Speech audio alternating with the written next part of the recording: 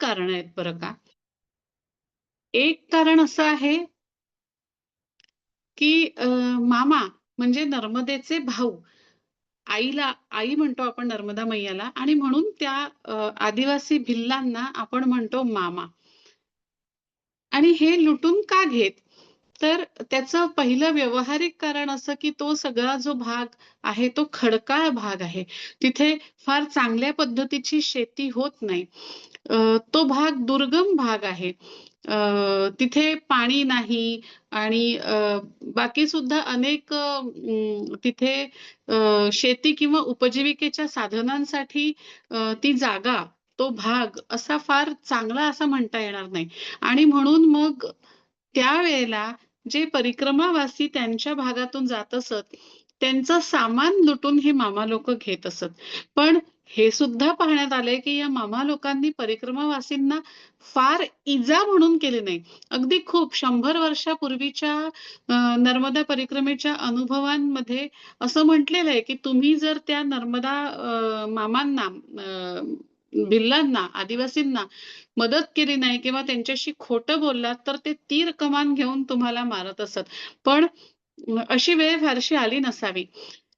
आता मात्र परिस्थिती अगदी वेगळी झालेली आहे. मी ज्यावेळेला परिक्रमा केली, त्यावेळेला ते लोकं परिक्रमावासींना लुटणारे नसून परिक्रमावासींना मदत करणारे होते. आध्यात्मिक कारण त्यामागचं असं होतं तेव्हा मागच्या वेळेला लुटण्याचं, की आपण मामा म्हणतो, आपण नर्मदेला आई म्हणतो आणि आईकडे जाताना आपण अ, अत्यंत साध्या परिस्थितीत गेलं पाहिजे. कारण आपल्या ज्या गरजा आहेत, आपल्या अ, आपल्याला लागणाऱ्या वस्तू आहेत, त्या आपण आईकडे जाताना त्या आपल्याला घेऊन जाण्याची गरज नाही. आपल्यापेक्षा त्या आईला जास्त चांगलं माहिती आहे, की आपल्याला काय हवंय आणि काय नकोय. हा जेव्हा आपण विचार करतो, तेव्हा मला एखाद्या माहेरवाशिणीची आठवण येते. मी किंवा आपल्यापैकी सगळ्या भगिनी जेव्हा माहेरी जातात, तेव्हा "अगं बाई मी हे घेऊन जाते, अगं बाई मी ते घेऊन जाते" असं कधीच करत नाही.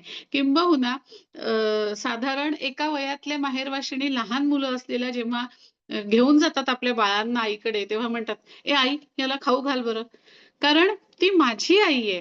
मला काय हवं नको हे तर तिला माहीत आहे. माझ्या लेकरांना काय हवं नको हेही तिला माहीत आहे. हे जर मी माझ्या आईबद्दल बोलते, तर माझी नर्मदा मैया जी जगन्माता आहे, तिला तिला हे माहीत नसेल का, की मला नक्की कशाची गरज आहे? माझी इच्छा वेगळी आणि माझी गरज वेगळी. इच्छा आणि गरज यामधली लाईन ऑफ डिफरन्स ज्याला आपण म्हणतो, ती ओळखली, की आपल्याला तिच्याकडे काही घेऊन जायची गरज नाही. हा अनुभव त्यावेळेच्या परिक्रमावासींना देण्यासाठी कदाचित हे मामा लोकं त्यांना लुटून घेत असत. कारण शूलपाणीची झाडी पार झाल्यानंतर बाकीची जी मंडळी आहे, तिथली स्थानिय लोकं, ही या लुटल्या गेलेल्या परिक्रमावासींना मदत करायची. तर हे त्यामागचं आध्यात्मिक कारण, की हे कळलं पाहिजे परिक्रमावासींना, की तुम्ही आईकडे येत आहात. तुम्हाला तुमच्यासोबत काहीही आणलं नाही तरी चालणार आहे. किंबहुना तुम्ही तसंच या, जेणेकरून तुमचं मन माझा मोबाईल, माझं अमुक, माझं तमुक यामध्ये राहणार नाही. आता परिस्थिती बदललेली आहे. आता तिथले लोक जे आहेत, तिथे एक लखनगिरी बाबा म्हणून होऊन गेलेत. ते परिक्रमेत असताना भिल्लांनी त्यांना लुटलं आणि त्यांनी तिथेच परिक्रमा थांबवली आणि त्या भिल्लांच्या अ, विकासाची जबाबदारी स्वतःवर घेतली. थोड्याफार प्रमाणात शिक्षणाची, कसं वागावं, कसं वागू नये, या पद्धतीचं त्यांनी पुढे असं म्हणतात, की परिक्रमा केलीच नाही आणि तिथेच राहून आदिवासींचा विकास केला आणि आजचे तिथले आदिवासी हे फार वेगळ्या परिस्थितीतले आहेत. आज ते लुटत नाही, तर आज ते त्यांच्या हक्काचा पैसा घेतात. कारण शूलपाणीची झाडी हा कठीण भाग आहे. असं म्हणतात, की आता तिथे रस्ते झालेत. मी नाही पाहिलंय अजून इतके चांगले रस्ते झालेले. मी केली त्यावेळेला खूप चांगले रस्ते नव्हते. सिमलेटपर्यंत सिमेंट रोड झालेला होता. तर आता ही मंडळी काय करतात, की कठीण रस्ता असल्यामुळे, चढ-उतार असल्यामुळे आणि आम्हा परिक्रमावासींना पाठीवरती एवढं मोठं ओझं घेऊन हा असा कठीण रस्ता पार करायला कठीण जात असल्यामुळे ही तिथली तरुण मंडळी पोर्टरचं काम करतात, सामान वाहकाचं काम करतात, की आम्ही तुमचं सामान 8 दिवस, 10 दिवस जे काय तुम्हाला तो शूलपाणीचा भाग पार करायला लागेल, तर तेवढं आम्ही तुमचं ते सामान वाहून नेऊ आणि त्याचा मोबदला म्हणून तुम्ही आम्हाला पैसे द्या. तर ज्यावेळेला मी तिथे होती त्यावेळेला माझ्या सोबत जी मंडळी होती त्या सगळ्यांनी पोर्टर केले. मी पण पोर्टर केला. आणि ठरलं, की काहीतरी ₹2,000-2,500 एका बॅगचे तो घेईल आणि 7 दिवस आम्हा लोकांसोबत राहील. काहीच नाही हो ₹2,000 एका बॅगचे आणि 7 दिवस आणि असा 6-6, 7-7 लोकांच्या बॅग तो एकटा पोरगा घेऊन तो कठीण मार्ग पार करणार. शिवाय एखाद्या परिक्रमावासीला चढायला त्रास होतोय, भीती वाटतेय, तर त्याला हात सुद्धा देणार, त्याची काळजी सुद्धा घेणार, रस्ता सुद्धा दाखवणार. तर या सगळ्यासाठी 2,000 हा मोबदला काहीच नाही.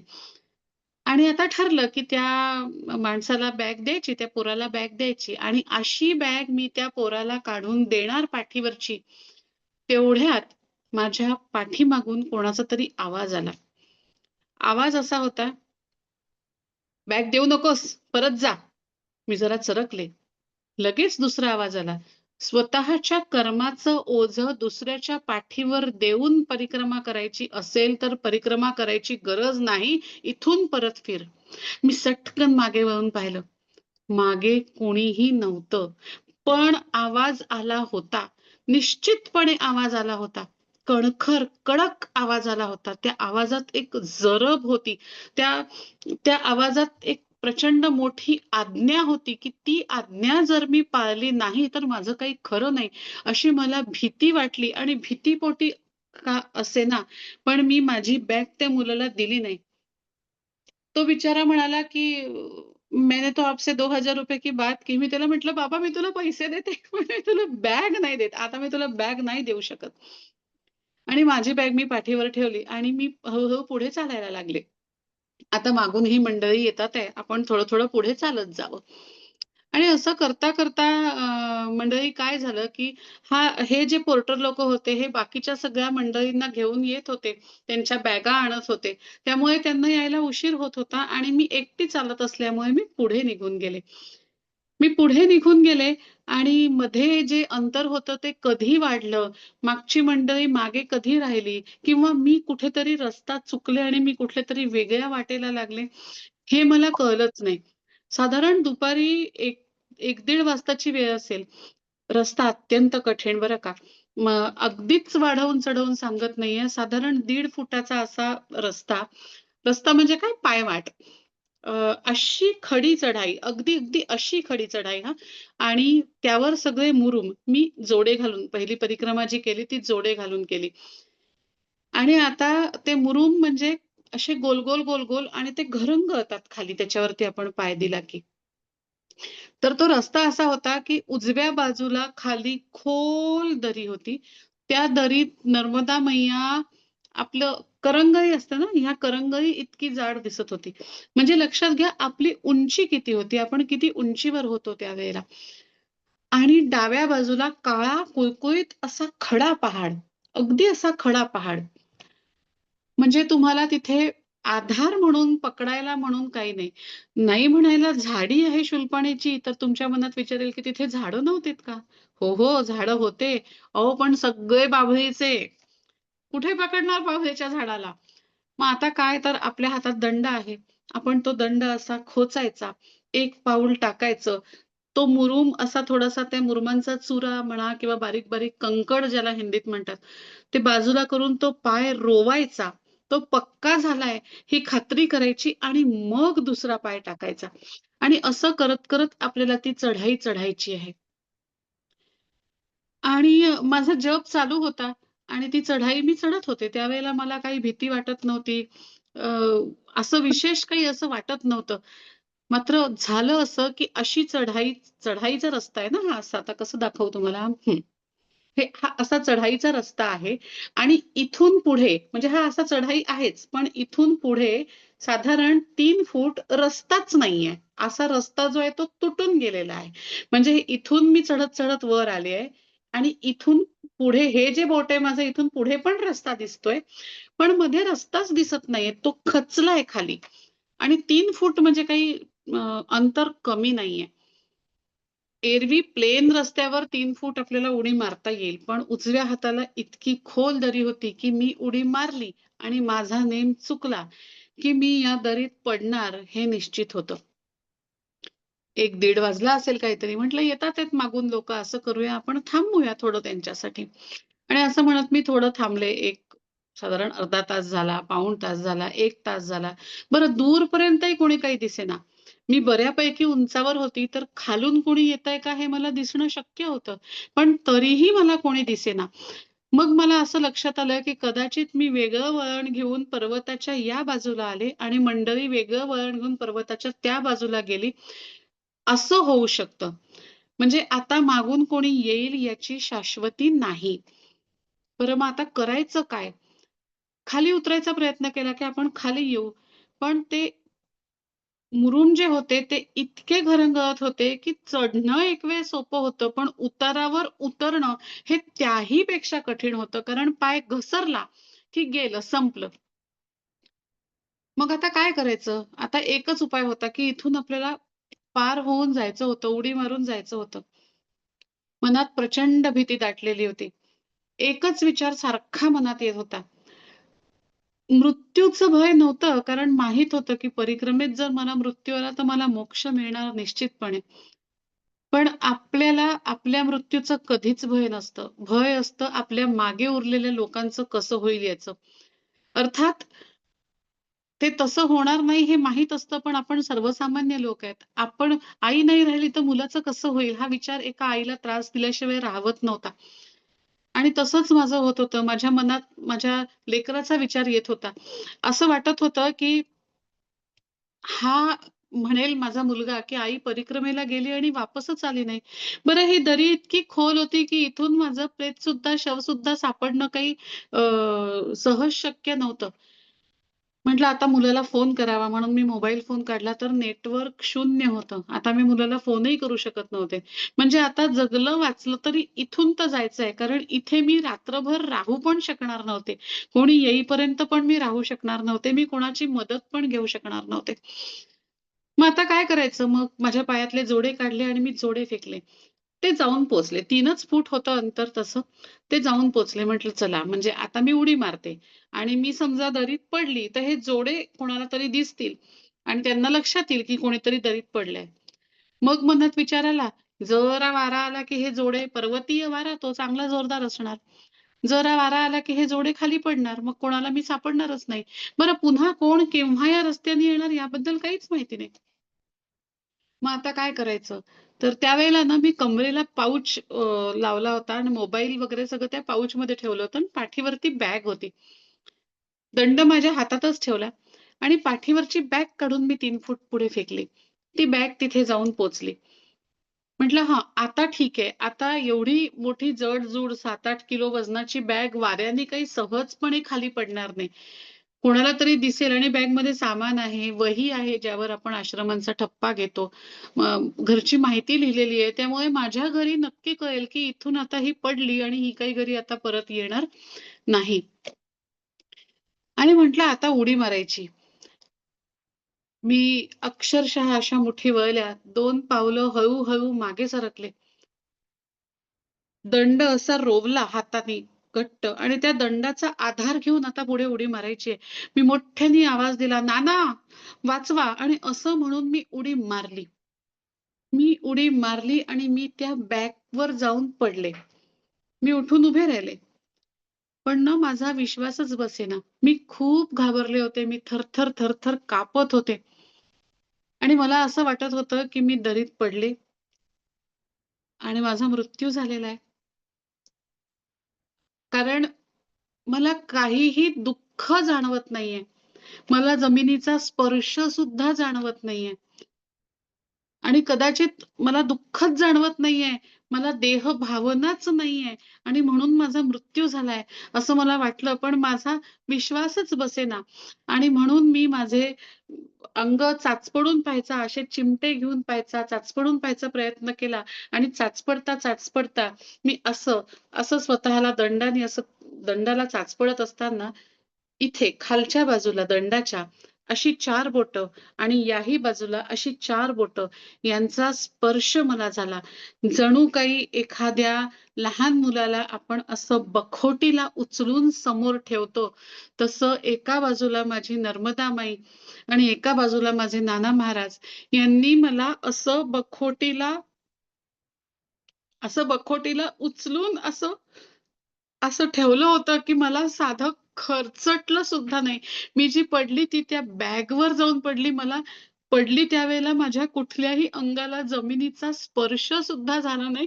इतकं मला अलगद असं उचलून तिथे त्यांनी ठेवलं होतं. आणि मला लक्षात आलं, की आपला जीव वाचलेला आहे. आपण जिवंत आहे आणि मी ताबडतोब मोबाईल काढला. माझ्या मुलाला फोन नाही केला हो. मी माझ्या गुरुमाऊलींना फोन केला आणि फोन केला आणि त्यांनी फोन उचलला. मी जाण्याआधी त्यांनी मला सांगितलं होतं, की "तुला काहीही वाटलं तर मला फोन कर. मी व्हेरी, व्हेरी इम्पोर्टंट नंबर असं म्हणून तुझा नंबर मी सेव्ह करून ठेवतोय." आणि त्यांनी फोन उचलला आणि मी त्यांना म्हणले, "महाराज मी सुरुची, महाराज मी सुरुची." या 3 शब्दांपेक्षा जास्त मी काही बोलू शकले नाही. आणि ते मला म्हणाले, "शांत हो तू, रडू नको." आज सकाळीच नाना महाराजांना आपण अभिषेक करताना आठवण करून दिली, की लेकरू परिक्रमेला जातंय. लक्ष द्या. तुझ्यावरचं संकट पूर्णपणे टळलेलं आहे आणि तुझी परिक्रमा व्यवस्थित पार होणार आहे. त्यामुळे तू अजिबात रडू नको, शांत हो आणि शांत झाल्यावर आरामात मला फोन कर. असं म्हणून त्यांनी फोन ठेवला. मला खूप रडायला येत होतं, खूप रडायला येत होतं. वाईट वाटत होतं. वाईट या गोष्टीचं वाटत होतं, की माझी श्रद्धा कमी पडली हो. जिच्या भरोश्यावर मी घर सोडून निघाले होते. मेलो वाचलो तरी वाचली तर परत येईल, मेली तर येणार नाही, अशी भाषा घरून निघताना मी केली होती. मी माझ्या यजमानांना सांगितलं होतं, की काहीही झालं तरी मला परिक्रमेला जायचंय. फार तर फार मी परत आलीच समजा, आता मला घरात घेऊ नका, यापेक्षा मोठी शिक्षा काय असेल? असं बोलून मी निघाली होती आणि माझी श्रद्धा कमी पडली. 100 वेळा माझ्या मनात विचार आला, की मी मरेन, मी पडेन, मला इजा होईल.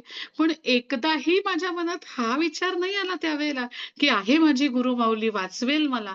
आहे माझी गुरुमाऊली माझ्यासाठी जे योग्य असेल तेच ती करणार आहे आणि मी परिक्रमेला निघाली मी परिक्रमा वाचतीये. माझ्या चांगल्या वाईटाची जबाबदारी ही माझी नाहीच आहे मुळी.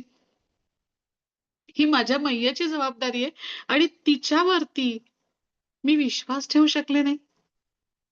मी विश्वासच ठेवू शकले नाही. असं कसं झालं माझ्या हातून? अशी कशी चूक झाली माझ्या हातून?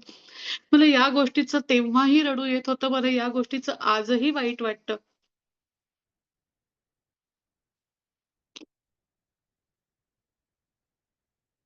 जितके वेळा हा अनुभव मी तुम्हाला सांगत असते, तितके वेळा मी तिथे शूलपाणीच्या झाडीत असते आणि तितके वेळा ते सगळं दृश्य, ते ते दुःख, ते सगळं माझ्या आतमध्ये असं वर येत असतं आणि ते डोळ्यांवाटे बाहेर पडत असतं. अगदी दर अनुभव कथनाचा 7 वर्ष, 8 वर्ष आज होत आलीत. हे दर अनुभव कथनाचा हा अनुभव आहे. असो. मी रडत-रडतच थोडी पुढे गेले. पुढे गेले आणि मग तिथे मला एक असा थोडासा चौकोनी जरा तिथे बसता येईल एवढी जागा मला दिसली.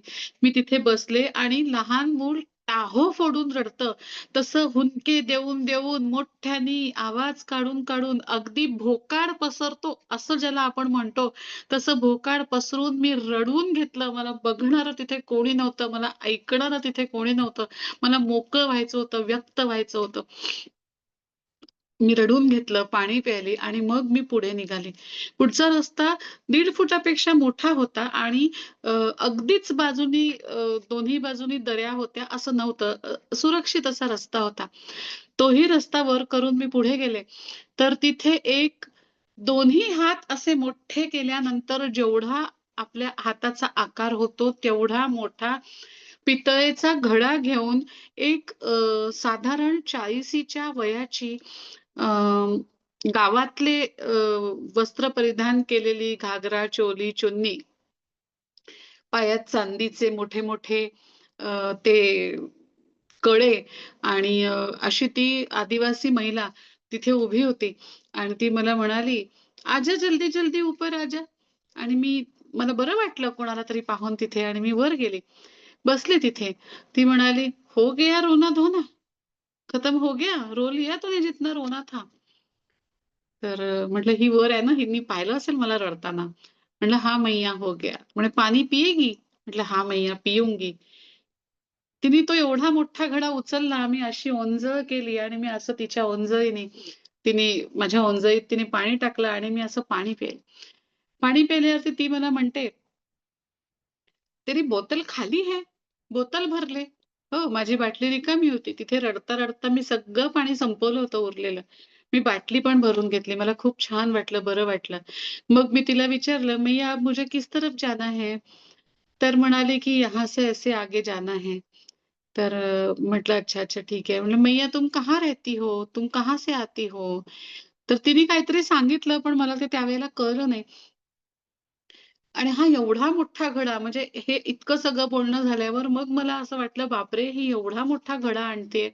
किती म्हणजे कुठून आणत असेल? म्हणून मी तिला विचारलं, की "मैया इतना बड़ा घड़ा तुम पानी कहाँ से लाती हो?" आणि ती म्हणाली, "नर्मदा से लाती हूँ."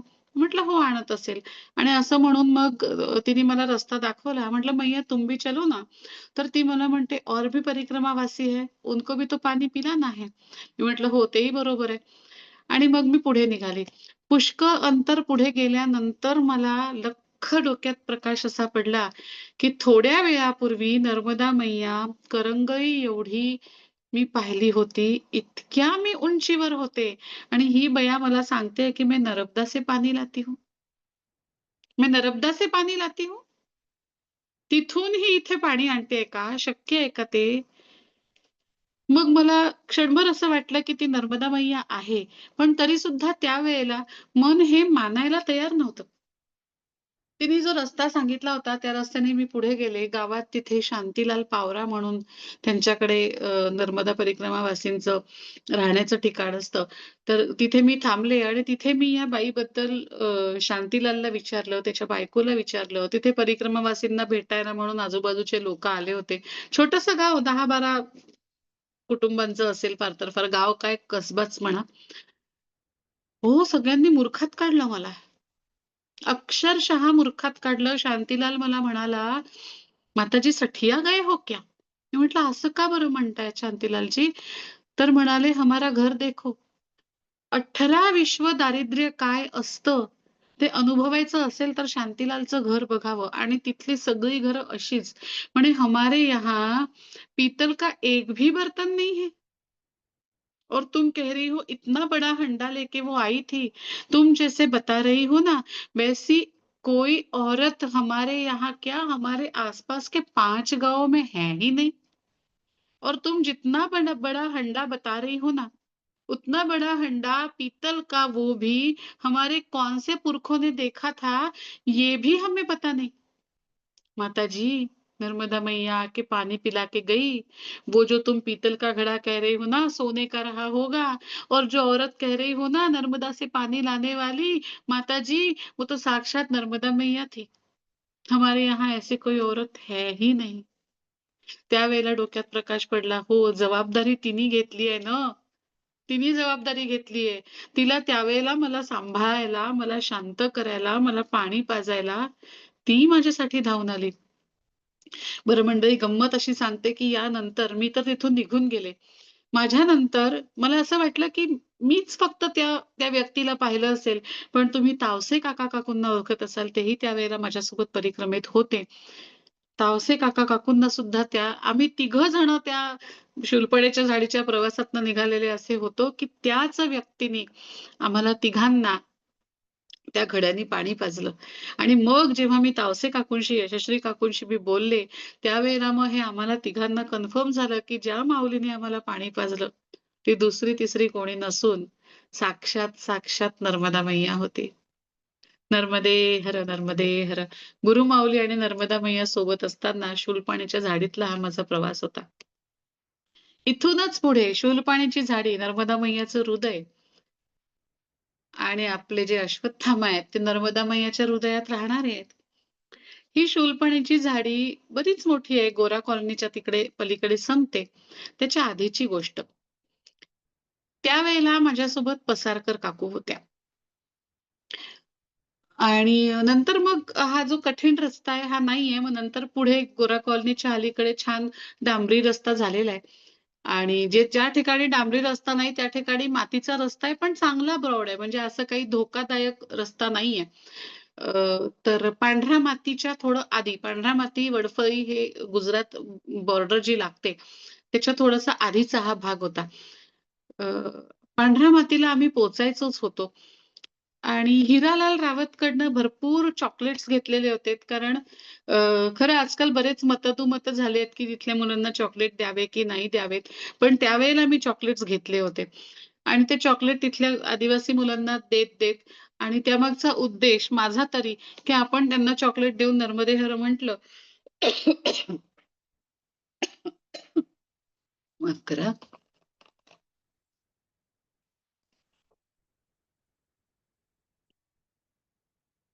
आपण त्यांना चॉकलेट देऊन नर्मदे हर म्हटलं, की आपल्याकडनं नर्मदे हर निघेल आणि ते नर्मदे हर म्हणतील त्यावेळेला त्यांचं निघालेलं नर्मदे हर आपल्या कानांवर पडेल, असा दुहेरी जप होईल. हा माझा त्यामागचा उद्देश होता. आणि मी आणि पसारकर काकू आम्ही दोघीजणी त्यावेळेला चाललो होतो. एक वडाचं झाड होतं. त्याला एक मातीचा पार केलेला होता आणि त्या पाराजवळ काही मुलं खेळत होती.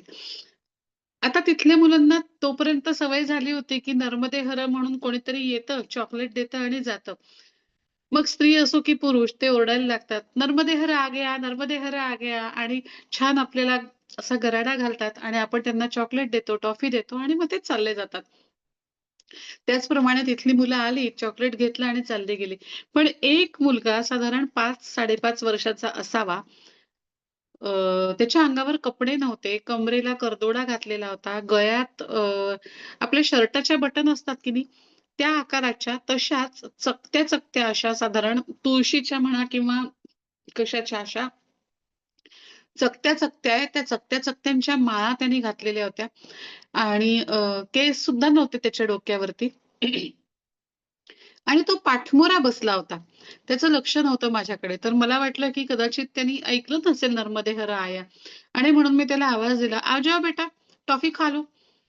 आणि मी 4 पावलं चालत त्याच्याकडे गेले आणि तो सुद्धा वळला आणि वळला तर त्याच्या अशी इथे अगदी मध्यभागी नव्हती बरं का जखम, थोडीशी अशी भुवईच्या वरच्या बाजूला अशी जखम होती आणि तिथून छान असं रक्त असं वाहत-वाहत इथपर्यंत आलेलं होतं. आणि मला मला त्यावेळेला अश्वत्थामा वगैरे काही सुचलं सुद्धा नाही, खरं सांगते. मी ना अनेक वर्ष लहान मुलांना शाळेत शिकवण्याचं पण काम केलेलं आहे. तर मला एकदम माझ्यातली शिक्षिका जागी झाली आणि "अरे तुमको क्या हो गया? तुमको लग गया है? चलो तुम्हारी मम्मी के पास चलते हैं." मग मी काकूंना म्हटलं, "काकू तुमच्याकडे एखादा रुमाल असेल तर बघा स्वच्छ." माझ्याकडे पाहिला, आमच्या दोघींकडेही रुमाल नव्हता. म्हटलं, "याचं रक्त आलेलं पुसून तरी द्यावं." आणि हा रडत नाहीये. म्हणजे मला असं बरं थोडंसं मेडिकल फील्ड असल्यामुळे असं वाटलं, की ह्याला जोरात लागलं, याला कुठला ट्रॉमा तर नाही झाला, याला शॉक तर नाही बसला कुठला एकदम. हा रडत का नाही आहे एवढं लागलं असून सुद्धा? माझ्या मनात तो एकच विचार आणि मी त्याला म्हटलं, की "तुम रो भी नहीं रहे हो, तुम्हें दर्द नहीं हो रहा है?" तर तो मला हसून म्हणतो, "मुझे दर्द होता है क्या?" तर म्हटलं, "असं काय म्हणतोय?" म्हटलं, "असेल बाबा सांगितलं असेल घरच्यांनी कोणी, की नाही, नाही, काही नाही होत वगैरे असं जे आपण मुलांना सांगतो." तर मी त्याला म्हटलं, "ये लो चॉकलेट." तर म्हणतो, "मैं टॉफी खाता हूँ." "नहीं खाते?" "नहीं खाता." "तुम्हारे पास मिश्री है?" माझ्याजवळ आणि नेमकी त्या दिवशी सकाळी आरती पूजा करताना माझ्याजवळची शेवटची खडी साखर होती ती संपली होती. मी म्हटलं, "नहीं, नहीं मेरे पास मिश्री नहीं है, आज ही खत्म हो गई." तर म्हणे, "तुम्हारे पास घी है?"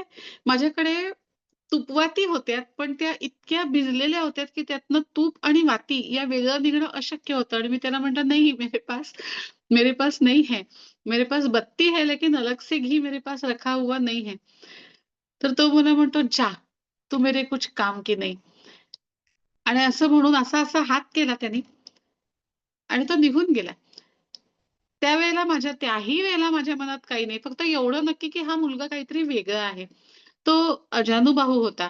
आता जेव्हा आपण एखादी गोष्ट अनुभवतो आणि त्यावर नंतर आपण विचार करतो, तर त्यावेळेला त्याचं वर्णन लक्षात राहतं आणि म्हणून मला त्याचं वर्णन लक्षात होतं. अगदी चरचरीत नाक होतं त्याचं, सावळा रंग होता. त्याच्या भुवया आणि पापण्या खूप डार्क काळ्या-काळ्या होत्या. अशा काळ्या-काळ्या सुंदर अशा लांब पापण्या होत्या. चरचरीत नाक होतं, कृश अंगकाठी होती. तो अजानुबाहू होता. असावा. अगदी कन्फर्म जरी नाही तरी त्याचे हात चांगले लांब-लांब होते. हा तो गेल्यानंतर लगेच ज्यावेळेला मी विचार करायला लागली, त्यावेळेचं हे आठवलेलं आहे. आणि कसं काय बुवा हा मुलगा असा बोलत-बोलत आम्ही पुढे गेलो आणि पुढे ज्या आश्रमात आम्ही थांबलो, तिथे जेव्हा ही घटना सांगितली, तर तेव्हा तिथले महंत म्हणाले, "महाराज माताजी आपको अश्वत्थामा जी दर्शन देके गए." बरं, आता त्यावेळेला आपली बुद्धी भ्रष्ट झालेली असते किंवा काय माहिती नाही. माझा खरोखर विश्वास नव्हता. पण त्यानंतर काय झालं, एक अभ्यासक आहे सतीशजी चुरी म्हणून. अत्यंत गाढा त्यांचा नर्मदेवर अभ्यास आहे. त्यांचा अश्वत्थाम्या दर्शनावर सुद्धा अभ्यास आहे. हा अनुभव ज्यावेळेला मी सतीशजींना सांगितला, त्यावेळेला सतीशजी म्हणाले, की "हो, त्यांच्याकडे असे अनेक अनुभव आहे, की कुठल्या तिथीला, कुठल्या दिवशी, कुठल्या वारी, कुठल्या जागेवर आणि कुठल्या भागात अश्वत्थामा दर्शन देतो." आता गंमत अशी झाली, की त्यावेळेला मी ज्यावेळेला त्यांना सांगितलं, तो कालावधी माझ्या लक्षात होता. पण तिथी वगैरे नर्मदेत परिक्रमेत कुठे कोण बघतंय हो, वार सुद्धा माहिती नसायचा. त्यामुळे मला बाकी काही माहीत नव्हतं. मला शूलपाण्याची झाडी माहीत होती. मला साधारण कालखंड माहीत होता कारण परिक्रमा अ, झाल्यानंतर माझं सतीशजींशी बोलणं झालं, की "हो बाबा साधारण या महिन्यामध्ये त्या भागात मी होते." अ, असं मी त्यांना सांगितलं. मला त्याच्यामुळे तिथी वगैरे काही माहिती नव्हती आणि ते म्हणाले, की "मी तुम्हाला सांगू शकतो, की तुम्ही 54व्या आहात. तुमच्या आधी या साधारण वर्षाच्या कालावधीमध्ये या वेळेला शूलपाणीच्या झाडीत अश्वत्थामा दर्शन देतात असे 53 आधीचे अनुभव माझ्याकडे आहेत. तुम्हाला अश्वत्थाम्यांनी दर्शन दिलं, हे मी निश्चितपणे सांगू शकतो. त्याच्यामुळे ही जबाबदारी सुद्धा त्यांनी घेतली. त्याच्यामुळे आता मला पक्क माहिती की आपल्याला अश्वत्थाम्यांनी दर्शन दिलेलं आहे. नर्मदा मैया की जय. आता एक नर्मदा दर्शन मी तुम्हाला सांगितलं ती घडावाली बाई. पण संपूर्ण परिक्रमेत असताना सगळ्यात पहिलं नर्मदा दर्शन कधी झालं? नर्मदेनी अनेक रूपात परिक्रमेत असताना कमीत कमी 7 ते 8 वेळा नर्मदा मैयानी मला दर्शन दिलेलं आहे.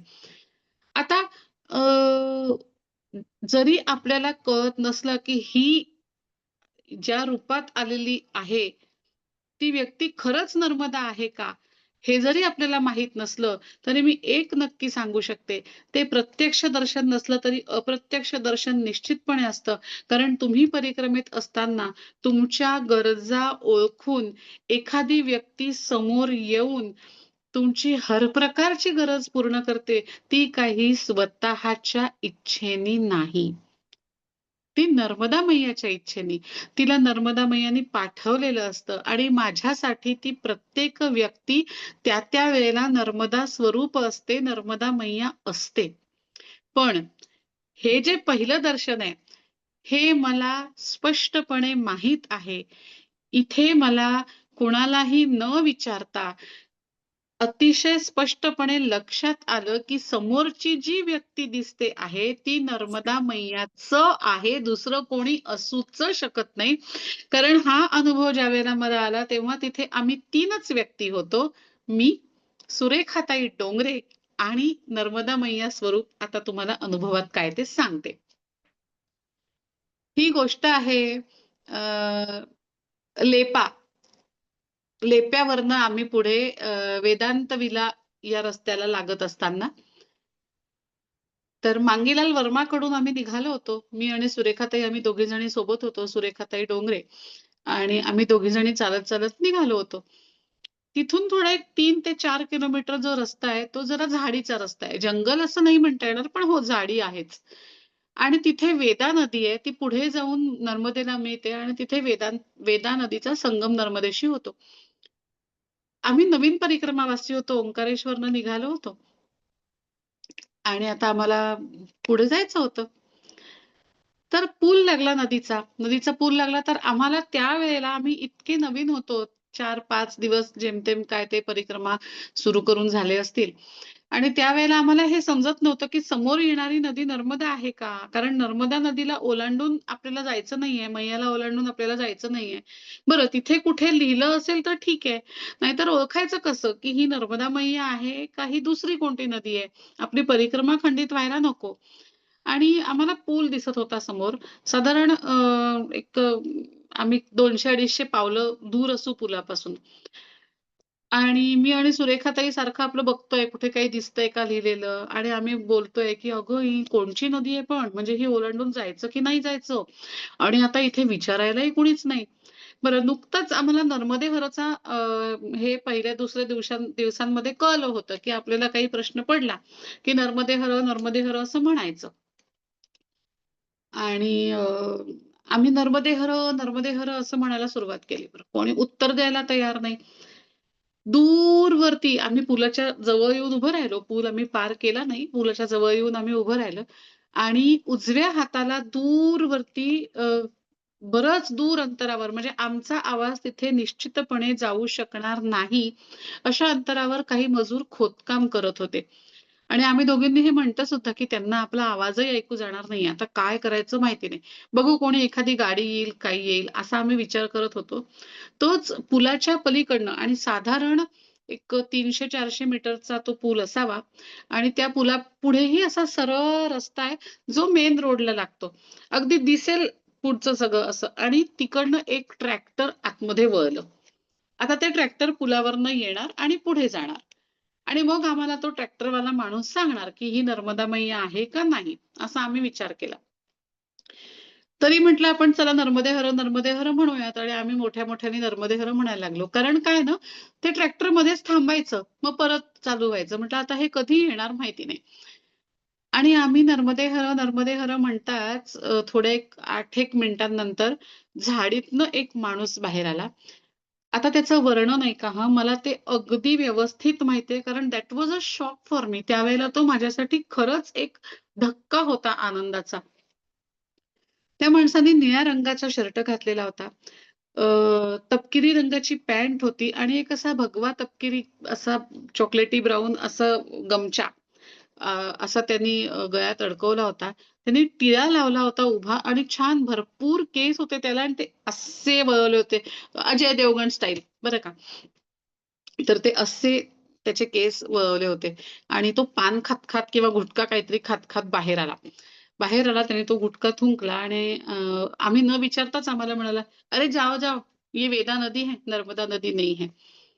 आम्ही परत नर्मदे हर केलं. आम्ही त्याला विचारलं, की "आप कहाँ से आए यहाँ से?" तर म्हणे, "उधर खदान का काम चल रहा है." काहीतरी खोदकाम चालू होतं. तो वहाँ से आया आणि तो झाडीतनं आला बरं का आणि असा रस्ता कुठे दिसत नव्हता. कारण रस्ता असेल तर आम्ही त्या रस्त्याने गेलो असतो ना. तर रस्ता असा कुठला दिसतच नव्हता. तो आला तसा तो परत झाडीत चालला गेला. आणि आम्ही विचार करतोय, की अच्छा हा कसा काय आलाय बुवा आणि आता आम्ही पूल पार अगदी म्हणजे पुलावरती आता जाणार. कारण खात्री पटली, की ही वेदा नदी आहे म्हणून. आणि मग आम्ही असं बोलता-बोलता, की बापरे! आता हा इथे आला. बरं झालं पुढच्या वेळेला असं काही झालं तर आपण काय करायचं वगैरे. आणि समोरनं ट्रॅक्टर येतच आहे बरं का. आम्ही नर्मदा मैयाच्या वेदा मैयाच्या पुलाच्या अगदी मध्यभागी असताना ते ट्रॅक्टर थोडं-थोडं जवळ येऊ लागलं. ते ट्रॅक्टर जसं-जसं जवळ येऊ लागलं तसं एका क्षणाला ज्यावेळेला ते आमच्या पूर्णपणे दृष्टिक्षेपात आलं, त्यावेळेला मी आणि सुरेखाताई अक्षरशः अवाक् होऊन एकमेकींकडे बघत होतो. समोर ट्रॅक्टर चालवत जो माणूस येत होता, तो दुसरा-तिसरा कोणी नसून हाच माणूस होता. आम्ही 5 ते 7 मिनिटापूर्वी या माणसाला पाहिलं होतं, याच्याशी बोललो होतो. यांनी निळा शर्ट घातला होता, तपकिरी रंगाचा गमछा होता, अजय देवगण स्टाईल त्याचे केस होते, कपाळावर टिळा होता, तोंडात गुटखा होता, तपकिरी रंगाची पॅन्ट होती आणि एवढंच नाही, ट्रॅक्टरमधनं बसून ज्यावेळेला तो येत होता आणि आम्ही असं बघत होतो, त्यावेळेला तो आम्हाला म्हणाला, "अरे नर्मदे हर." आणि त्याच्या चेहऱ्यावरती तो एक मिश्किल त्याच्या चेहऱ्यावरती भाव होते. तो हसत होता. जसं काही कोणी म्हणतं ना, "कैसा बुद्धू बनाया?" अगदी संपूर्ण ते भाव त्याच्या चेहऱ्यावर होते, की "अरे अभी तो तुमको नर्मदे हर बोला, अभी तो तुमको रास्ता बताया, ऐसे क्या देख रहे हो मेरी तरफ?" हे तो फक्त बोलला नाही. हे भाव त्याच्या चेहऱ्यावर होते. तो आला नर्मदे हर त्याने म्हटलं, आमच्या तोंडून नर्मदे हर निघालं, पण आम्ही दोघी जणी कुठल्यातरी वेगळ्या अवस्थेत होतो. तो आला तसा परत गेला आणि आम्ही दोघी एकमेकींकडे पाहिलो. तिथेच मध्यभागी पुलावर खाली बसलो आणि ढस-ढसा, ढस-ढसा, ढस-ढसा रडू लागलो. आम्हाला माहीत होतं, ज्या व्यक्तीने आपल्याला दर्शन दिलेलं आहे, ती दुसरी, तिसरी कोणी नसून नर्मदा मैयाचं होती. अशक्य आहे तिथे तो माणूस परत फिरून आणि तो दिसतोय आम्हाला ट्रॅक्टरमधनं येताना. तिथून तो दिसतोय, पण त्याचा चेहरा आम्हाला दूर असल्यामुळे दिसत नाही. इथे तो आमच्याशी बोलतो आहे. तो जातोय, ते ट्रॅक्टर येतंय आणि तोच माणूस त्या ट्रॅक्टरमधनं आलाच कसा? नाही. नाही. अगदी कितीही सायंटिफिक तर्क-वितर्क लावले तरी मला माहिती आहे ती नर्मदा मैया होती. ती नर्मदा मैयाच होती. हे झालं नर्मदा मैयाचं अगदी पहिलं दर्शन. आता तुमचा हनुमान चालीसाचा अनुभव. वेळ आहे ना कविताताई? हो आहे ताई. हां, हां. आता झालं असं होतं, परिक्रमेत असताना ना आपल्यासोबत जे व्यक्ती असतात, ते बरेचदा मागे पडतात, पुढे पडतात आणि काही काळ मी एकटी चालत होते. मी तुम्हाला सांगितलं. हा त्यावेळेचा अनुभव आहे. सुरुवात मी जी केली होती परिक्रमेला ती चित्राताई आणि सुरेखाताई यांच्याबरोबर केली होती. मग चित्राताईची तब्येत बिघडली त्यामुळे चित्राताईला घरी जायला लागलं परत. सुरेखाताईची तब्येत बिघडली त्यामुळे तिने थोडं फार ती मागे थांबली आणि नंतर बहुधा कशा पद्धतीने ती परिक्रमा पूर्ण केली. पण आमची तिथे ताटातूट झाली. त्यानंतर पसारकर काकू, तावसे काकू आम्ही अधनं-मधनं सोबत, अधनं-मधनं म्हणजे सोबत चाललो कधीच नाही, पण मुक्कामी भेटायचो. तर या वेळेचा या वेळेचा हा अनुभव आहे. अ, गुजरातमध्ये कोटेश्वर नंतर एक रस्ता लागतो, सिसोदरा गाव लागतं आणि मग पुढे आपल्याला कांद्रोजला जायचं असतं. तर त्यावेळेला हे सुरेखाताई वगैरे मंडळी पण माझ्यासोबत नव्हती. पसारकर काकू, तावसे काकू पण नव्हते. मी आपली एकटी मस्त आरामात पाठीला बॅग लावून रमत-गमत छान आनंदाने पै-पै चालत होते. कांद्रोजवरून निघाले आणि आता अंतर तर आपल्याला माहितीच नाही कुठे. त्यावेळेला पुस्तक होतं माझ्याकडे का नव्हतं आता आठवत नाही.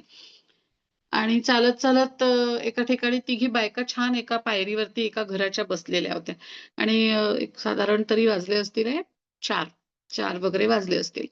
आणि मी आपली मस्त पायी जातेय त्यांच्याकडे पाहून नर्मदे हर, नर्मदे हर आणि तो दिवस माहिती नाही का बरं माझा खूपच मूड एकदम फ्रेश, खूप छान काही थकवा जाणवत नव्हता, काही नव्हतं. छान आनंद होता. पूर्ण परिक्रमेतच होता, पण त्या दिवशी मला विशेष जाणवत होता. का ते नाही माहिती. आणि मी त्यांना नर्मदे हर, नर्मदे हर केलं, तर त्या तिघी पण उठल्या आणि मराठीत बोलायला लागल्या माझ्याशी. म्हणे, "ताई, ताई आमच्या घरी चला ना, आमच्या घरी चला. आम्ही आज आमच्याकडे राहा." तर मी म्हटलं, की "नाही, नाही मला कांद्रोजला जायचंय. तुमचं घर बाजूच्या म्हणजे परिक्रमा मार्ग सोडून दुसरीकडे तुमचं घर आहे." तर ती म्हणे, "ताई तुम्हाला माहिती आहे का मी नागपूरची आहे." मी म्हटलं, "अरे वाह! हो का?" अशा गप्पा करत आम्ही पुढे गेलो. तिला मी नागपूरची आहे कसं कळलं हे माझ्या काही डोक्यातच आलं नाही. तो नंतर मी विचारही केला नाही. आणि मग एक सिसोदरा गावाहून पुढे एक रस्ता डावीकडे जात होता आणि त्यांना सरळ जायचं होतं. मी त्यांचा निरोप घेतला आणि मी डावीकडच्या रस्त्यावर गेले. आता हा जो रस्ता होता दोन्ही बाजूला छान शेतं होती. आणि आपण एखाद्या पिक्चरमध्ये बघतो ना घाटातली वाट वगैरे असा असा छान रमणीय रस्ता होता. आणि एक छोटंसं हनुमानाचं मंदिर असं रस्त्यावरचं हनुमानाचं मंदिर. ते होतं. मी हनुमानाला नमस्कार केला आणि मला आठवलं हनुमान चालीसा. म्हटलं येस आता छान रमत-गमत आपल्याला जायचंय आणि बघायचं जिथे कुठे तोपर्यंत मनस्थिती अशी झालेली होती इतक्या दिवसांनंतर, की आता असं कुठे थांबायचं, त्याचं प्लॅनिंग करायचं वगैरे असं काही नाही. जे दिसेल अंधार पडेल तिथे थांबायचं. 4:30-5 नंतर जे पहिलं मुक्कामाचं स्थान येईल तिथे थांबायचं आणि जाताना आपल्या मार्गाने जात राहायचं. तर आपला हनुमान चालीसा म्हणत मी जात होते. दोघं जण आलेत मागून गाडीवर. येणारे-जाणारे पण होते. गाड्या पण येत जात होत्या. दोघं जण आले. एका माणसाने नर्मदे हर, नर्मदे हर केलं. पटकन एक स्टूल खाली ठेवला. "माताजी बैठो." म्हटलं, "हां? स्टूल?" "अरे माताजी बैठो, बैठो आपके लिए है." आणि त्यांनी पटकन थर्मास उघडला, चहा दिला. मी चहा प्यायले. आणि म्हटलं, "आपको कैसे पता? आप चाय कैसे लेके आए?" तर हे दोघं जण त्या तिघी जणी भेटल्या होत्यात ना, तिथे त्यांना भेटले. त्यांना सांगितलं त्या तिघींनी, की एक माताजी चाललेले आहेत. हे तिथून 7 किलोमीटर आपल्या घरी गेले. तिथून त्यांनी चहा बनवला आणि आता मी चालून साधारण 3 एक किलोमीटर झाले असतील. म्हणजे 7 किलोमीटर ते परत आले आणि परत 3 किलोमीटर आतमध्ये येऊन त्यांनी चहा वगैरे आणून दिला. छान गोष्टी गप्पा झाल्या आणि म्हणे, "माताजी आगे हनुमान मंदिर है, आप वहां भी रुक सकते हो." पुन्हा हनुमान मंदिर आलं. मला पुन्हा हनुमान चालीसा आठवला. मी त्यांचा निरोप घेतला आणि म्हटलं, "आता आपल्याला हनुमान मंदिरातच आज थांबायचंय." असा विचार करून खेडापती हनुमान मंदिर होतं ते. आणि असा विचार करून मी आपली चालायला लागले. आणि मी हनुमान चालीसा म्हणते ना, तर मला असं वाटलं माझ्या मागे कोणीतरी हनुमान चालीसा म्हणतंय. म्हणून मी असं मागे वळून पाहिलं. तर कोणीच म्हणत नव्हतं. पण असा आवाज येत होता. कंपनं येत होती. आवाजच येत होता, कंपनं काय. म्हटलं आपल्यासोबत कोणीतरी हनुमान चालीसा म्हणतंय, असं का वाटतंय मला? असं म्हणून मी सहज म्हणून असं डावीकडे पाहिलं. तर डावीकडे जी झाडं होती ना डोलतायत ती, ती त्या हनुमान चालीसाच्या तालावरती अशी-अशी डोलत होती आणि ती हनुमान चालीसा म्हणत होती. ती म्हणत होती माझ्यासोबत हनुमान चालीसा. म्हटलं, "अरे, असं कसं झालं?" मी उजवीकडे पाहिलं, तोच प्रकार. मी आकाशात पाहिलं, छान सोनेरी ढग आले होते त्या दिवशी थोडेसे आणि काळ्या ढगांच्या कळा असतात, त्या जांभळ्या सोनेरी असतात. त्या जांभळ्या सोनेरी कडा अशा त्या हनुमान चालीसाच्या रिदमवर अशा अशा त्या नाचत होत्या. जणू काही ते ढगच हनुमान चालीसा म्हणतात आहेत. माझं लक्ष पुढे गेलं, रस्त्याच्या कडेला दगड ठेवले होते. असं वाटत होतं, की त्या दगडांमधनंच आवाज येतोय. मी तुम्हाला सांगते ना, मी तिथे एकटी नव्हतेच कदाचित काय माझ्या मनात होतं, काय कल्पना नाही. पण मी त्या ठिकाणी एकटी नव्हते. जिथे कुठे म्हणून माझी नजर जाईल, रस्ता हनुमान चालीसा म्हणत होता, आकाश हनुमान चालीसा म्हणत होतं, झाडं हनुमान चालीसा म्हणत होते, आकाशात उडणारे पक्षी हनुमान चालीसा म्हणत होते, किडे, बेडकं जे दिसत होतं, रातकिड्यांचा जो किरकिर, किरकिर आवाज येत होता, तो हनुमान चालीसाच्या रिदमवर येत होता. जे म्हणून माझी नजर जिथे म्हणून जात होती, मी तुम्हाला सांगते, असं काहीतरी ते फिलिंग होतं, की मी एका खूप मोठ्या अशा बॉलमध्ये आहे, बॉलच्या मध्यभागी आहे आणि माझ्या भोवती हनुमान चालीसाचं असं मोठं काहीतरी कवच म्हणा किंवा अ, एखादा बुडबुडा असतो तशा टाइप असं फुगा म्हणा, काय म्हणा, की माझ्या बाजूला हनुमान चालीसा होता. माझा जमिनीला स्पर्शच होत नव्हता. जमिनीतून हनुमान चालीसा असा आपण तापल्या जमिनीवर पाणी टाकलं, की कशा वाफा वर येतात, तसं हनुमान चालीसाचे कंपनं मला असे वर येताना जाणवत होते आणि काय मला मला हा अनुभव सांगताना मला कधीच शब्द सापडत नाहीत. पण माझ्या बाजूला मारुती राया होते. माझ्या बाजूला हनुमान चालीसा. मी त्या त्या हनुमान चालीसाच्या अ, ट्रान्समध्ये इतकी होते, की मला कळलं नाही खेडापती मंदिर कधी मागे पडलं. आणि मी खेडापती मंदिर क्रॉस करून पुढे गेले. तो कांद्रोज गावाची पाटी दिसली. म्हटलं, "हो, आता कांद्रोजमध्ये थांबायला लागेल." अजूनही हनुमान चालीसा सुरूच होता. आणि मी जेव्हा त्या कांद्रोजच्या आश्रमाच्या दाराशी आले, तेव्हा तिथे समोर एक पांढरे शर्ट आणि लुंगी घातलेले, चष्मा लावलेले एक काका पुस्तक वाचत बसले होते आणि त्यांनी मला मोठ्याने आवाज दिला, "अरे! सुरुचिताई, आली का तू? ये." आणि तुम्हाला गंमत सांगते, मी इतकी त्या ट्रान्समध्ये गेले होते, इतकी ते मला कशाची सुध-बुध नव्हती, तहान नव्हती, भूक नव्हती, थकवा नव्हता. मला काही समजत नव्हतं, मला काही सुचत नव्हतं. ते जे होते, ते अरविंद काका होते, ज्यांना परिक्रमेला जायच्या आधी ज्यांचे अनुभव मी ऐकले होते आणि त्यांना नागपूरचे होते ते आणि मी त्यांना भेटून आली होती, पण मी त्यांना ओळखूच शकले नाही. मी इतक्या ट्रान्समध्ये होती, की मी अशी सुन्न नुसती उभी राहिली. ते बोलतात आहे आणि मी अगदी निस्तब्ध. ते म्हणाले, "बरी आहेस ना?" ओळखलं का मला? मी अरविंद मोये. तू माझ्या घरी आलेलीस. मग मी हळू भानावर आले आणि भानावर आले ती कशी आले ते सांगते. भानावर मी अशा पद्धतीने आले, की हनुमान चालीसाचा जो असा पूर्ण शरीरावर, मनावर जो ताबा होता, तो ताबा असा हळू सुटत गेला. जसं एखाद्या ट्यूबमध्ये मोठ्या पाणी भरलं आणि थेंब थेंब पाणी खाली खाली गळत गेलं तर ती ट्यूब कशी हळूहळू हळूहळू रिकामी होईल ना, असं एकदम रिकामं नाही होत ना, तसं हळूहळू हळूहळू हळूहळू हळूहळू तो ट्रान्स कमी झाला. मग मी त्यांना परत पाहिलं, म्हटलं, "अरे, तुम्ही अरविंद काका?" म्हणे, "काय? काय झालं तुला? एवढ्या लेट ट्यूबलाईट लागला की काय तुझा?" मग मी त्यांना हा अनुभव सांगितला. मग म्हणाले, "पोरी भाग्यवान आहेस. साक्षात हनुमान मारुतीराया तुझ्यासोबत तिथून इथपर्यंत चालत आले." तर असा हा कानरोजच्या हनुमान चालीसाचा अनुभव. आता प्रश्न उत्तरं घेऊयात का? 42 झाले. हो, हो ताई, 1 मिनिट. चालेल, घेऊया ताई. खरं म्हणजे आज खूप असं खूप भारावून गेलंय सगळं वातावरण. म्हणजे आज सारखं असं अंगावरती काटा येत होता, डोळे भरून येत होते. असं म्हणजे मला आता सुचत नाहीये मी काय बोलू ह्याच्यापुढे. तर मी सगळ्यांना विनंती करते, मी आता जास्त बोलू शकत नाही हे सगळं ऐकल्यानंतर. असं वाटतंय त्यातच राहायला पाहिजे. ते सगळं असं मला अजून पण कानात घुमतंय ना, असं वाटतंय त्यातच राहावं आता. तर मी सगळ्यांना विचारते, ज्यांना प्रश्न विचारायचे आहेत ना, त्यांनी हँड रेज करा म्हणजे तुम्हाला अनम्यूट करता येईल मला. कविताताई, हा अनुभव आपण कार्यक्रमात घेतला होता तेव्हा पिन ड्रॉप सायलेन्स होता. आठवतं का हो, तुम्हाला? हो. आठवतं ना, आठवतं ना. आणि मी पुन्हा ऐकते तरी पण मला ते भारावून गेल्यासारखं होते. पुन्हा ऐकते तरी सुद्धा. प्रश्न ज्यांना विचारायचा त्यांनी हँड रेज केला तरी चालेल.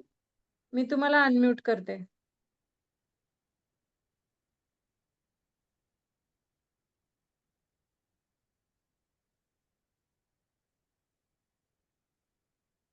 मला असं वाटतंय जी माझी अवस्था झाली आहे ना ताई, ती सगळ्यांची झाली आहे बहुतेक आता. म्हणजे माझी सगळे सुद्धा तीच होते. मी हो. जितके वेळा तो माऊलीचा अनुभव सांगते ना, आजही तितके वेळा असे घळ-घळ, घळ-घळ डोळ्यातनं अश्रू येतात. असं वाटतं मी तिथेच आहे अजूनही. मी बाहेरच नाही आले त्यातनं. नाही खरंच ऐकताना सुद्धा आम्हाला असं भारावून गेलोय आता सगळेच बहुतेक करून, की कोणी प्रश्न पण विचारत नाहीये, काहीच नाहीये. पण अतिशय सुंदर. थांबा एक आहेत त्यांनी विचारलंय. बोला अलकाताई. ताई मी अतुल मुळुककर बोलतोय. माझा हां, बोला. हँडसेट चालत नव्हता. मला असं म्हणायचं की आता त्यांनी सांगितले अनुभव बघून मी पण सुन्न होऊन गेलोय, काय विचारायचं काय नाही. पण मला एक असा प्रश्न पडला की ताईंनी हा पूर्ण प्रवास नर्मदेची परिक्रमा किती दिवसात बरं पूर्ण केली? मला 5.5 महिने लागले अतुल दादा. अच्छा. आणि ह्याच्यात चातुर्मास नाही तुम्हाला, केला मी. कारण मी हे बघितलं की तुम्ही एकट्या जात असताना तुम्हाला कुठलीही भीती वाटली नाही. तिकडे प्राणी वगैरे आहेत असं ऐकलं होतं. असं काही हो, तुम्हाला हो. हो, हो, समोर? हो. आहे ना. वाह! प्राण्यांचा खूप छान अनुभव आहे. प्राण्यांचाही अनुभव आहे आणि मला नर्मदा मैयानी चांगला असा एक रट्टा दिला तो पण अनुभव आहे. सांगू का कविताताई? हा आता प्लीज. घेऊ का अनुभव की प्रश्न घ्यायचे हो, आधी? सांगा ना, सांगा तसं काही नाही. अजून कोणी सांगू? हँड रेज नाही केलेलं नाही, केलंय अजून हां, 1-2 कोणी जणांनी. हँड रेज केला की मग आपण त्यांचा प्रश्न घेऊयात. काही हरकत नाही. हो, चालेल, चालेल. सांगा तुम्ही. हो. ठीक. सांगते, झालं असं की अ, आपलं होशंगाबाद आणि बुधनी. तर एकीकडे होशंगाबाद, एकीकडे बुधनी आणि तिथे जे आहे ते अभयारण्य आहे. तर त्यावेळेला बाबा होते माझ्यासोबत. तर झालं असं की त्या बुधनीच्या थोडंसं आधीची गोष्ट आहे. आम्हाला नंतर म्हणजे मला सुरुवातीला किनाऱ्याने परिक्रमा करायची वगैरे असं फारसं माहीत नव्हतं. तर जसा रस्ता सांगतील लोकं तसं आम्ही जात होतो. तर आम्ही कुठेतरी बोलता-बोलता जंगलाच्या भागात शिरलो आणि जंगलाच्या भागात शिरलो. घनदाट जंगल छान अगदी आणि मी आणि बाबा आम्ही काय करायचो, बाबा समोर असायचा, मी मागे असायचे आणि साधारण आम्ही 100-150 पावलांचं अंतर ठेवायचो. कारण सोबत चाललं तर गप्पा व्हायची भीती असते आणि मग जप होत नाही आपला. म्हणून मग आम्ही असं अंतर ठेवून चालायचो. तर त्या जंगलातनं आम्ही जात होतो. मग मध्ये एका ठिकाणी बाबाला म्हटलं, "थोडी थकली, मी बसते. जास्त दूर जाऊ नकोस. तू पण थोडं तिकडे कुठेतरी बस." बाबा थोडासा दूर बसला. एका झाडाखाली मी बसली. एक अर्ध्या तासाची डुलकी घेतली अक्षरशः आणि मग जेव्हा पोटात आवाज यायला लागले, भूक लागली, तेव्हा मग मी बाबाला म्हटलं, की "बाबा आता जरा आपण बघूयात कुठे काही गाव वगैरे दिसतंय का? जरा भूक लागल्यासारखी वाटतेय." तर हायवेचा आवाज आला आम्हाला म्हणून मग आम्ही हायवेच्या डायरेक्शननी वळलो. पुन्हा बाबा पुढे, मी मागे आणि दिसला. मग शेवटी एक हायवे जाताना दिसला. त्या हायवेच्या जिथे तो रस्ता हायवेला लागला, तिथे बाबा उभा राहिला आणि त्यांनी मला अंगठा दाखवायला अशी खूण केली आणि तो मागे वळला आणि मागे वळला आणि असे डोक्यावर हात घेऊन असा खाली बसला. म्हटलं काय झालं अचानक? आपण कुठली नदी पार केली नाही. तेव्हा भीती एकच असायची, की आपली परिक्रमा खंडित तर नाही होत.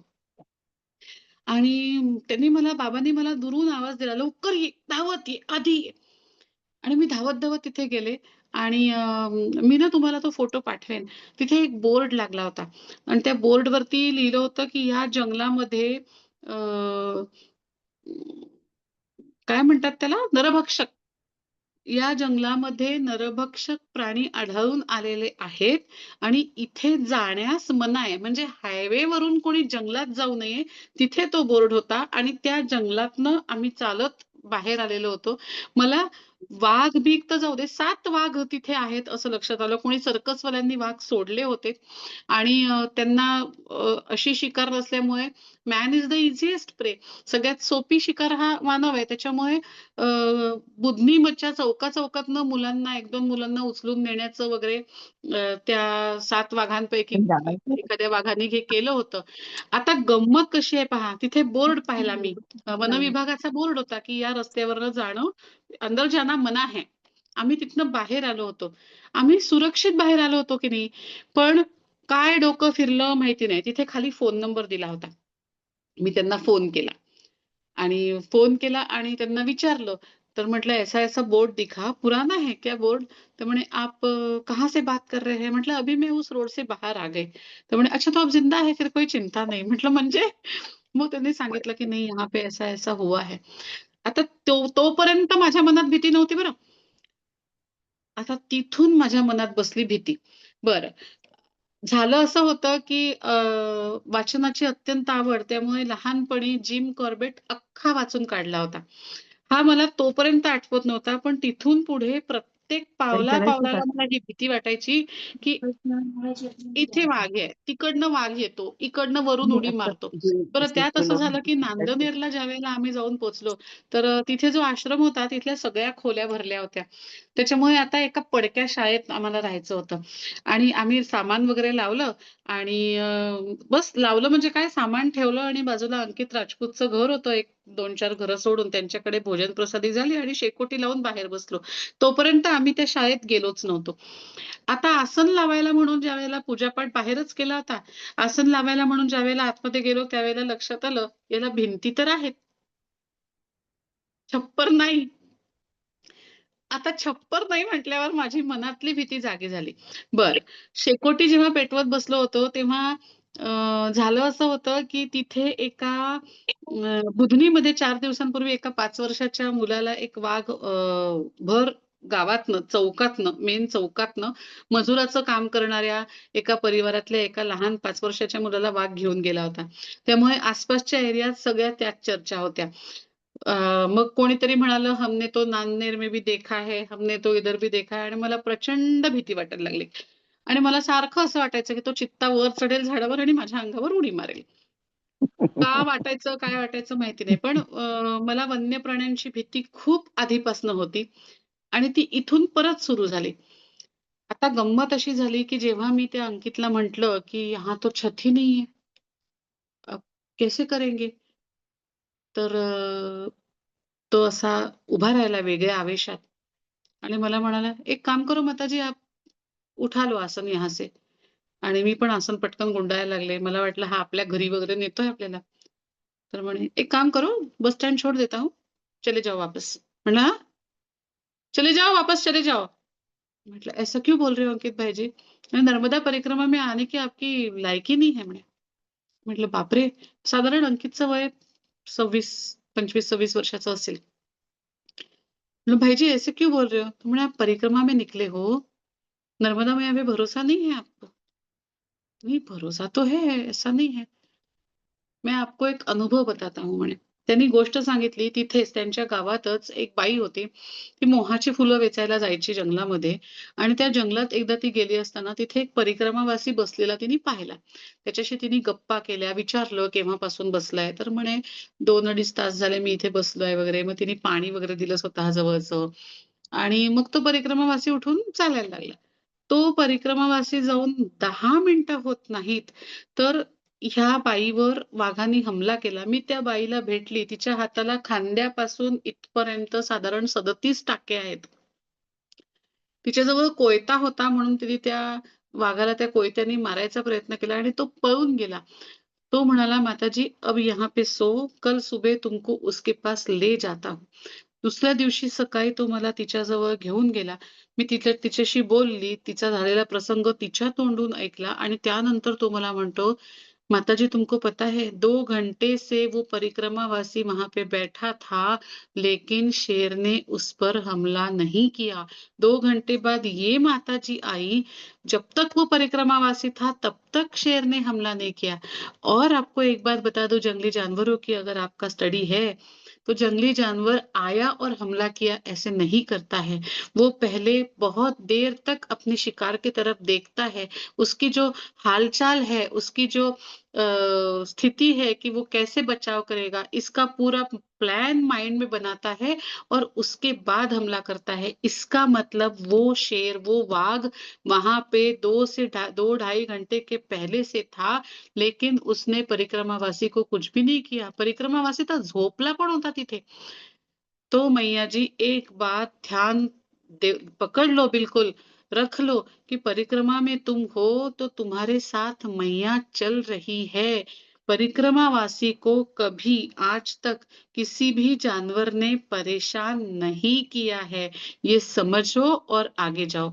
तिथून मी पुढे गेली. हा पुष्कळ मोठा अनुभव आहे, पण मी सांगते. तिथून मी पुढे गेली. तिथे थोडं पुढे गेल्यावरती एक झोपडी दिसली आम्हाला आणि त्या झोपडीमध्ये म्हातारं एक आजी-आजोबा राहत होते आणि अगदी साधी-सुधी झोपडी आणि आम्ही तरी नांदेड गावात होतो. ही झोपडी तर 3-1 किलोमीटर पलीकडे होती आणि ते म्हणाले, की "हमको यहाँ कोई डर नहीं लगता. हमारे यहाँ कोई" वाघ त्यांनी असे रोजचे पाहिलेत, पण आम्हाला नाही म्हणे त्रास देत वाघ. आमच्याकडे सतत आम्ही नर्मदा मैयाचं भजन करत असतो. ते परिक्रमावासी नव्हते. ते तिथे राहणारे परिक्रमावासींची सेवा करणारे होते. त्यांच्याकडे रोज कोणी ना कोणी परिक्रमावासी असायचा आणि त्यांच्याकडे परिक्रमावासी नसला तरी सुद्धा त्यांना भीती वाटायची नाही. कारण त्यांना माहीत असायचं की ये स्थान परिक्रमावासियों का स्थान है. यहाँ पे कोई हो ही नहीं सकता, कुछ हो ही नहीं सकता. याही नंतर आम्ही तिथूनही पुढे गेलो तेव्हा किवली नावाचं एक गाव लागलं. किवली नावाच्या गावी आम्ही राहिलो. तिथे अ,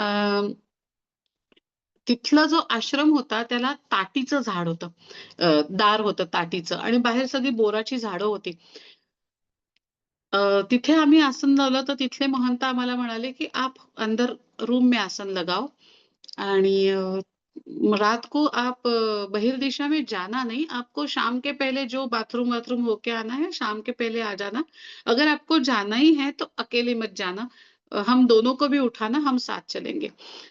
तर म्हणजे इथे भीती आहे हे लक्षात आलं.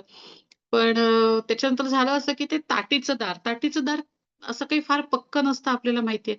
पण आम्ही आतमध्ये पूजापाठ करून आसन लावलं तोपर्यंत बाहेर 20 ते 22 कोल्हे अगदी दाराच्या बाहेर ओट्यावर बसतात येऊन रोज रात्री.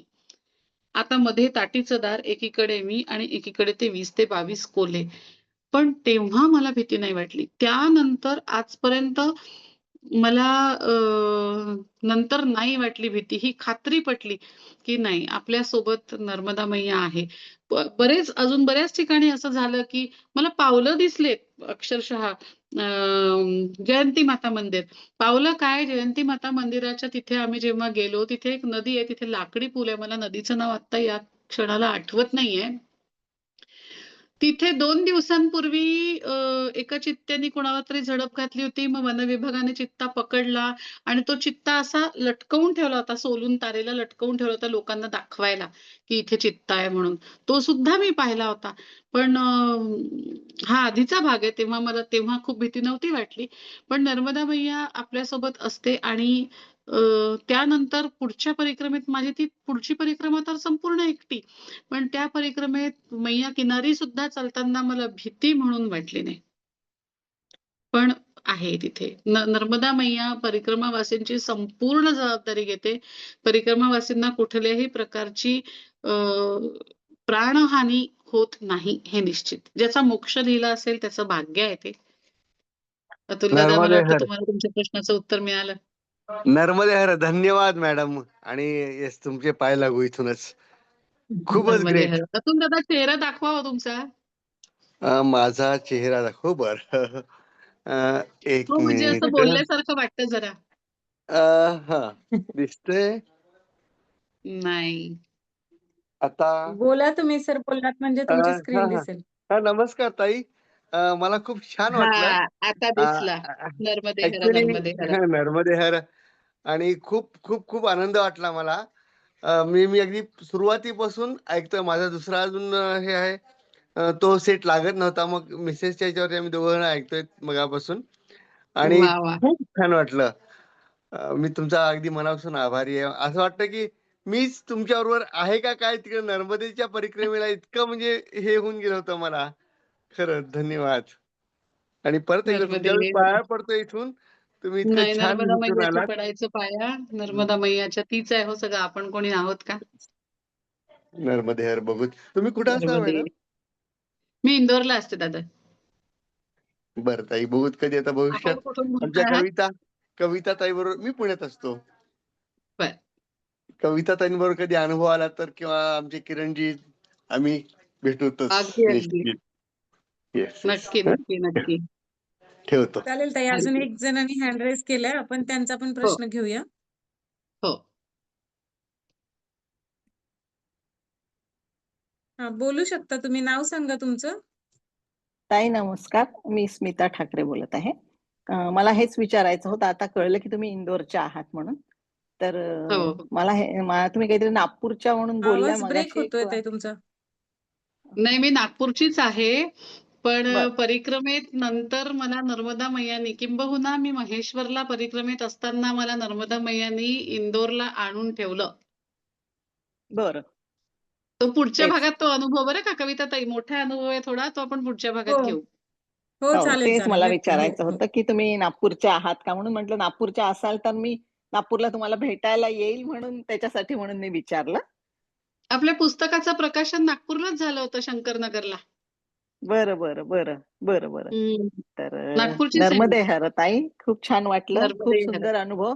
मी त्याच्याबद्दल आपलं शब्दांकन, मी त्याच्यावरती तुमचं बोलणं ऐकल्यावरती मला काय जाणीव झाली हे मी लिहून पाठवील आपल्याला. व्हॉट्सअपच्या अगदी ग्रुपवर मी जरूर, टाकेल. जरूर पाठवा. येस, जरूर नक्की. पाठवा. हो. नर्मदे हर ताई. नर्मदे हर. हा, आहे अजून. मला बोलायचंय. एक मिनिट. शुभांगी ताई बोला. हा. नर्मदे हर. नमस्कार सुचिताई. तुमचं संपूच नाही असं वाटतं, ऐकतच राहावं असं वाटतं. तर मला किती छान. मी फारसं नर्मदाकडे फक्त नुसतं ऐकून होते.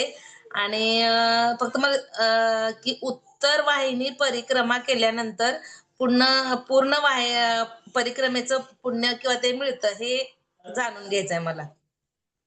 हो, की असं एखाद्याला म्हणतात वेळ. की उत्तर वाहिनी परिक्रमा केल्यावर संपूर्ण परिक्रमेचं फळ मिळतं. हा.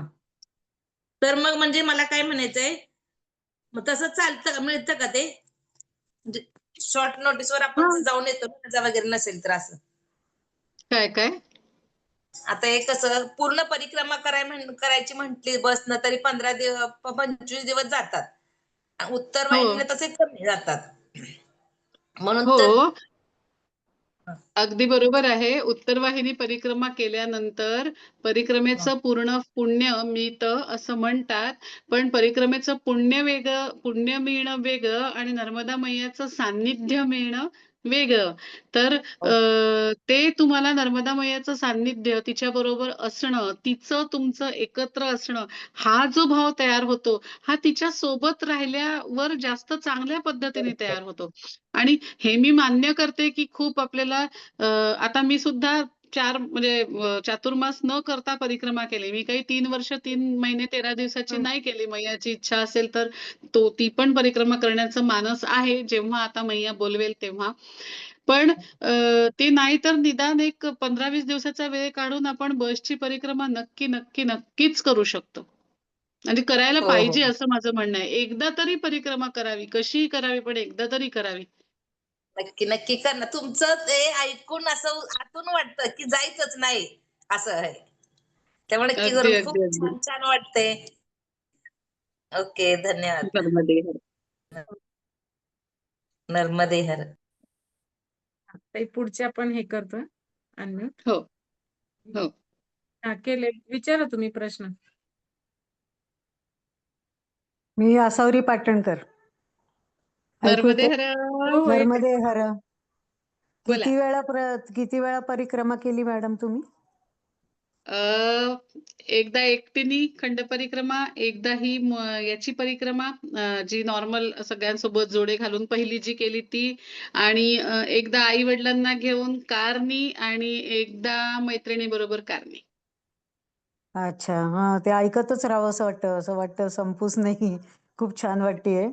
आणि पुस्तक मला पाहिजे होतं तुमच्या परिक्रमेचं. हो ना, चालेल ना. तुम्ही मला WhatsApp वरती मेसेज तुमचा पत्ता आणि हे पाठवा. मी हां, तुम्हाला हां. पाठवते पुस्तक. चालूच आहे सध्या पुस्तकं पाठवण्याचं काम. तर अच्छा. पाठवता येईल ना. पोस्टाने आणि पाठवता येईल. किती गावं कव्हर करावी लागतात आपल्याला त्या परिक्रमेत? अशी गावं म्हणून नाही मोजली, पण साधारण 3700-3800 किलोमीटर होतं. आता बांध झाल्यामुळे जास्ती होतं. आधी थोडंसं कमी अच्छा. व्हायचं. 3500-3600 असं आहे. हां, ते रोड वगैरे आता चांगले झाले असतील एखाद्या वेळी. त्याच्यामुळे गावं वाढू शकतात.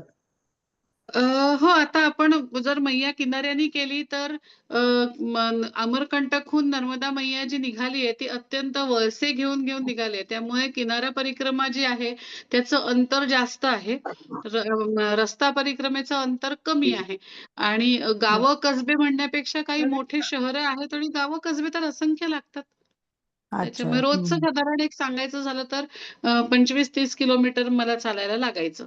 म्हणजे होऊन जायचं ते. चालायला काय, आपण काहीच ठरवत नसतो. हो, आपण एखादी गोष्ट ठरवली ना, नेमकी होत नाही. ती नर्मदा हो, मैया ते म्हणते, "who are you to decide?" तू हां, कोण ठरवणार? त्यांच्या इच्छेवर आहे ते सर्व. बरोबर आहे. बोलवणं पण तू त्यांच्याच कोण इच्छेवर ठरवणार? आहे. मी ठरवणार. हं. छान, छान. नमस्कार छान मॅडम. वाटलं. नर्मदे हर. नर्मदे हर मॅडम. नर्मदे हर. बोला, बोला. हा, मी डॉक्टर संपत वाघमारे. मी 20-21 ला पायी परिक्रमा केलेली आहे. वाह! नर्मदे हर, हा, नर्मदे नर्मदे हर. हर, नर्मदे हर. हा, माझे अनुभवही तुमच्यासारखेच आहेत. क्या बात तुमचे है! तुमचे ऐकून मला प्रोत्साहन येते अजून. ध्रुव नीट मी चालू ह्या कर. वर्षी सायकलवर तुमचे परिक्रमा करणे. ताजे आहेत तुमचे. हो. ह्या वर्षी माझ्यापेक्षा मी ताजे आहेत. नीट ह्या चालू कर. वर्षी मी सायकलवर परिक्रमा करण्याचा विचार आहे. अरे वाह! सोबत जाऊ. मी पण प्रॅक्टिस करतेय. चाल, thank you madam, thank you. Thank you madam. हो, आता नर्मदे हर. शूलपाणीचं कसं काय आहे मग 20-21 मध्ये? म्हणजे आता मी सांगितलं तर सेमलट पर्यंत रस्ता मी पाहिलेला आहे. हा. त्याच्यानंतर आता झाले का रस्ते? नाही, मी डॉक्टर साहेब 20-21 ला गेलो त्यावेळी काय तर झालं? फोन रस्ते लावला. झालेले नव्हते. नव्हते झाले आम्ही ना? आम्ही ज्या बॅकवॉटरच्या कडेकडेनं पलीकडं ह्याच्यात उतरलो होतो, हो, घाटामधून. हो, हो. हम्म. मी गेली ना त्यावेळेला सरदार सरोवराचंही काम चाललेलं होतं, पुतळ्याचं वगैरे बर. यांच्या. हां. सरदार पटेलांचा. हो, हो. हो. छान झालंय पण आता. हो, हो. Thank you madam, thank you. आता म्हणजे ते पाहून आले मी. काय आपलं काय म्हणतात गड्या त्याला? काय म्हणतात हो? असं होतं ना, कधी-कधी नावच नाही आठवत. सगळं ते त्यांनी झू वगैरे केलेलं आहे. हो, हो. तो केलंय, भाग केलंय पाहून मी. आले मी. तिथं आता बस सेवा पण आहे लांबून. बडोद्यावरून हो, डायरेक्ट हो, हो. ट्रेन पण आहे. हो, हो, हो. केवडियाला, केवडियाला. ते केवढी सगळं पाहून आले मी, पण परिक्रमा मार्ग नाही पाहिला. आणि माथासर ते झरवानी हा रस्ता फार मला आवडलेला मार्गातला रस्ता आहे. तोही छान तसा आहे. जंगलातलाच आहे का अजून, माथासर ते झरवानी? तसाच आहे सर मॅडम. तसाच ठेवलेला आहे अजून. तसाच आहे ना? हो, हो. हो. हम्म. वाह! तुमचं छान, कसं? छान. Sir, thank you madam, thank you. नाही, बोला, मी बोला. काहीतरी मी बोलत होता तुम्ही? मी फलटण सातारा जिल्ह्यामधून गेलो होतो. एकटाच गेलो होतो मी. वाह! क्या बात है! चालेल. खूप छान, खूप छान. Thank you madam. की आपण अजून यांचे कोण पण अनुभव बोलते का ऐकूया, तुमचा कविताताई. प्रश्न? हो. ऐकूया ताई, तुमचे खूप छान आहेत. मी खूप छोटी आहे तुमच्या सगळ्यांच्या समोर. नाही, नाही, नाही, नाही. तुम्हा सगळ्यांचे अनुभव ऐकण्यासारखेच आहेत. पण दादांचे ताजे अनुभव आहेत जरा. तुमची केव्हाची झाली आहे हो ताई? 21-22. अच्छा, अरे वाह! म्हणजे तुम्हा लोकांची सारख्याच ह्याच्यात झालेली आहे 20-21 तुमचे जास्ती ताजे आहेत. चला हो, आता हो. म्हणजे हा आपण ग्रुपही चांगला चालू ठेवूया आणि तुम्हा लोकांचे पण आपण अनुभव ऐकत राहूया. हो. आता ताई हो, नक्की ताई, नक्की. आता सगळ्यांचं मला वाटतं प्रश्न विचारून झालेत आणि मला आत्ता सगळ्यांना हे सांगायचंय, की नर्मदे मैयाच्या कृपेने ताईंकडून आपल्याला अजून एक गिफ्ट मिळतंय आत्ता, की आपण हे जे अनुभव कथन ठेवलं होतं, ते श्रावणातले 4 सोमवार ठेवलं होतं. पण आता आपल्या सौभाग्याने ताई आपल्याला पुढच्या सोमवारी देखील अनुभव कथन करणार आहेत. म्हणजे आपण हा ग्रुप सोडायलाच नको. आपल्याला हे भरपूर अनुभव कथनाची संधी ऐकायची संधी आपल्याला खूप मिळणार आहे. मैयाचा सहवास त्या ह्याने आपल्याला मिळणार आहे. आणि ताई खरं सांगते तुमचे अनुभव म्हणजे असं वाटत नाहीये, की आम्ही ऐकतोय. असं वाटतंय आम्ही तुमच्या सोबत चालतोय आत्ता परिक्रमेमध्ये. आणि इतकं म्हणजे भरून येतंय प्रत्येक गोष्ट ऐकताना, की मी शब्दात सांगू शकत नाहीये. आणि हे खूप मोठी पर्वणी आहे आमच्यासाठी सुद्धा, की पुढच्या सोमवारी सुद्धा तुम्ही हे सगळं आम्हाला ही संधी देणार आहे. नर्मदा मैयाच्या कृपेने आपण पुन्हा पुढच्या सोमवारी भेटणार आहोत.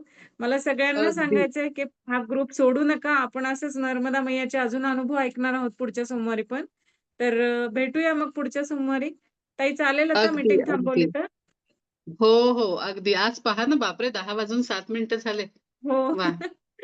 चालेल, चालेल. ठीक आहे. नर्मदे हर. नर्मदे हर, नर्मदे हर. नर्मदे हर. ध्रुव गाणं लाव.